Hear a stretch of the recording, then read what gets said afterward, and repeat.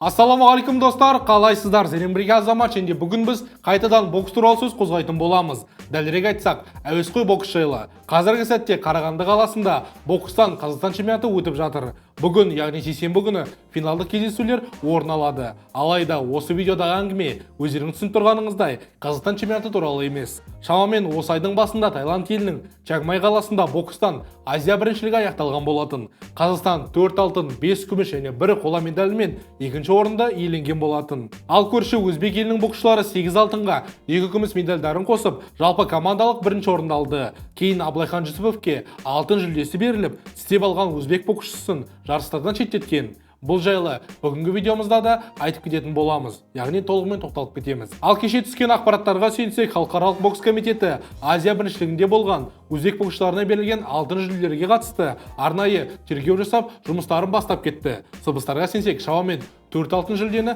тартып алулары мүмкін. Сөзсіз менің кезінде айтқан анау видеомдағы сөздер нағыз ақиқат болып шығып жатыр. Төрешілерді сатып алғаны дәлелденді деп айтсақ та болады. Сондықтан бүгінгі видеомызда дәл осы тақырып жайлы әңгіме айтатын боламыз. Бұл қалай болды және неден басталды деген сұрақтарға жауап беріп, төрешілерді сатып алған Өзбекстан құрамасымен ары қарай не болады деген тақырыпқа сөз қозғайтын боламыз. Әзірше сүт пен шайыңызды ішіп, асыңызды дайындай берсеңіздер болады. Ал біз бастаймыз. Кеттік.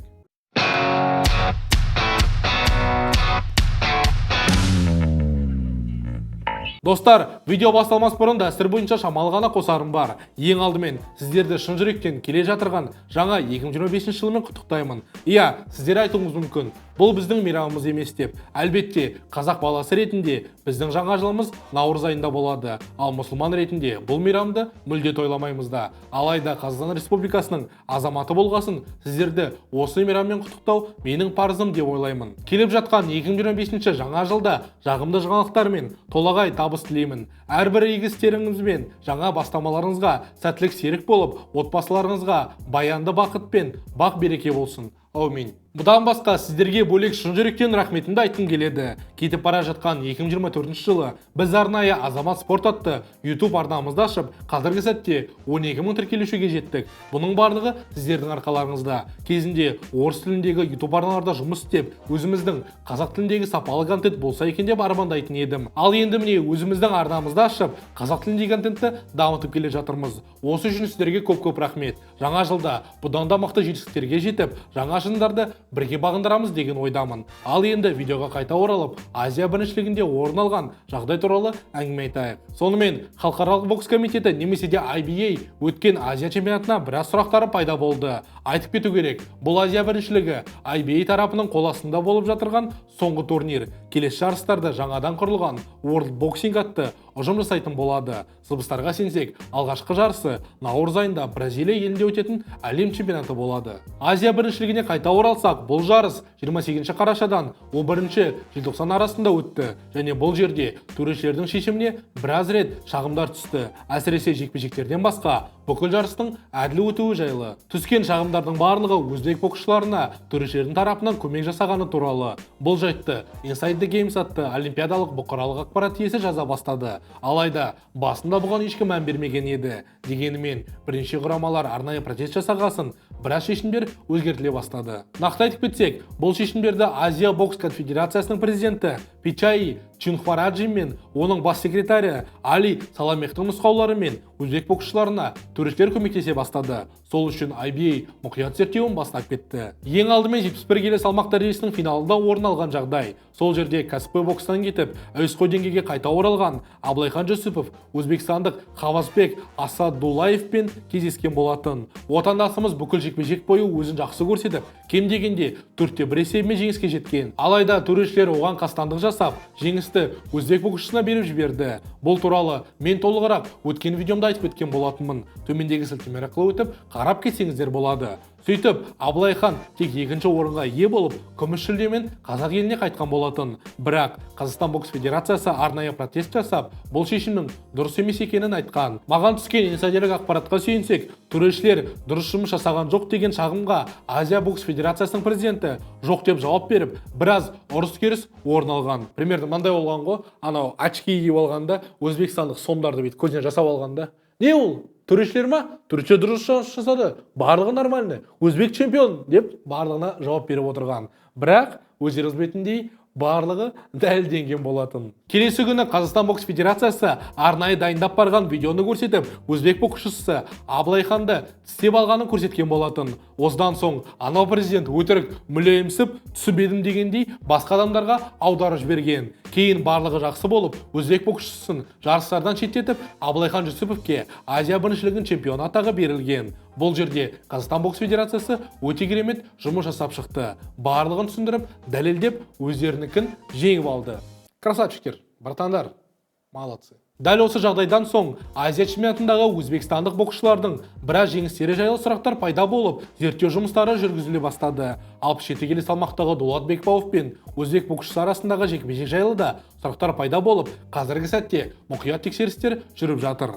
Бәлкім, бұл жолы да өзбек боксшысынан алтын жүлдені тартып алып, отандасымызға беретін болар. Төрешілердің тағы да бір дұрыс емес жұмысы 63-5 келі салмақта орын алды. Алдымен қазақстандық боксшы Мұхаммед Сабыр Базарбайұлына қастандық жасалғаны дәлелденді. Естеріңізге сала кетейін, Азия біріншілігінің ширек финалында отандасымыз керемет өнер көрсетіп, қарсыласын 3 раунд бойы қуалап жүріп ұрған болатын. Алайда жеңісті қарсыласына беріп жіберіп, Қазақстан құрамының шағымдарын қабылдамаған болатын. Кейін дәл осы салмақтың финалында Таиланд боксшысы мен өзбек спортшысы кездескен еді. Сол сәтте таиландтық Сомчай атты боксшы алғашқы 2 раундта қарсыласынан бірнеше дәреже жоғары болып, рингте жақсы өнер көрсетіп жүрген. Сөйтіп, жеңісіне сәл ғана уақыт қалған кезде, дәлірек айтсақ, 15 секунд қалғанда ортадағы төреші Сара Бухлеб жекпе-жекті тоқтатып, жеңісті өзбек боксшысына беріп жіберген болатын. Бірақ бұл кездесуде үлкен бір жарақат дейтіндей дым болған жоқ. Ана жерде себебі сырттағы дәрігер келіп, жекпе-жекті тоқтат деп бас төрешіге сигнал берген болатын.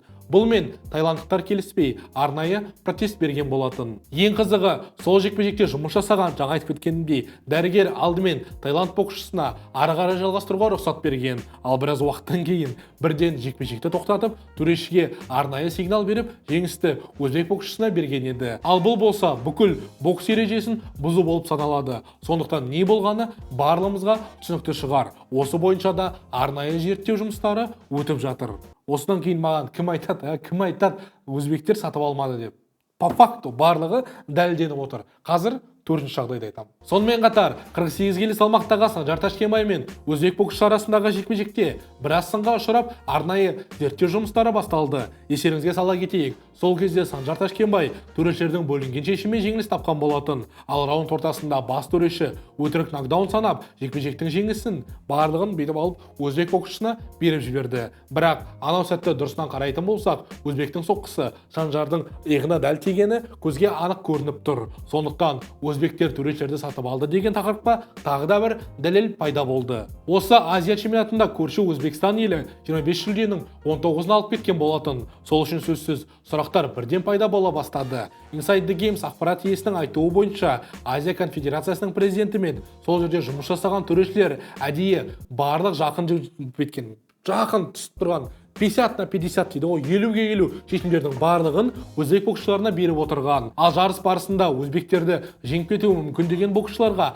қастандық жасап, алғашқы жекпе-жектерден бастап турнирден ұшыра бастады. Мұхаммед Сабыр Базарбайұлымен болған жағдай міне нағыз дәлел. Ең қызығы, осы ақпарат пайда болғасын, мына Азия конфедерациясының президенті Чун Хаваджира мен оның бас секретары Саламех бірден орындарын босатып, өз еріктерімен кеткен болатын. Осы жерде сұрақ: Азия чемпионаты әділ өтті ме? Қалай ойлайсыздар? Менің ойымша, барлық дәлел көздеріңізге анық шығып тұр. Мына жоғарыда айтқан екі кісі өздерінің кететінін біліп, барлығын жоспарлап, өзбек боксшыларына толығымен былай айтқанда көмектесіп, үздік қылып қашып кетеміз деген ойы болған. Және оған дәлел міне жаңа ғана сіздерге айтқан болатынмын. Егер де сіздерге қызық болса, сілтемелерді, яғни осы толық ақпараттарға сілтемені осы видеоның астында тастап кетемін. Кіріп қарап кетсеңіздер болады. Ал осымен біздің видео соңына дейін жетті. Қалай ойлайсыздар, өзбекстандықтар жазда өткен Париж олимпиадасында да дәл осылай сатып алды ма? Менің ойымша барлығы мүмкін. Қазір мынадай былықтар пайда болып жатырса, ол жерде де бұдан да үлкен коррупция орын алған болар. Бұл жайлы не ойлайсыздар? ойлайсыздар? Комментарийге өз ойларыңызды жазып кетсеңіздер болады. Міндетті түрде осы видеоға лайк басып, арнамызға тіркелуді ұмытпаңыздар. Сонымен қатар осы видеомен достарыңызбен бөлісіп, қазақ тіліндегі контентті бірге дамытайық. Сіздермен бірге болған Азамат, сау саламатта көріскенше, сау болыңыздар.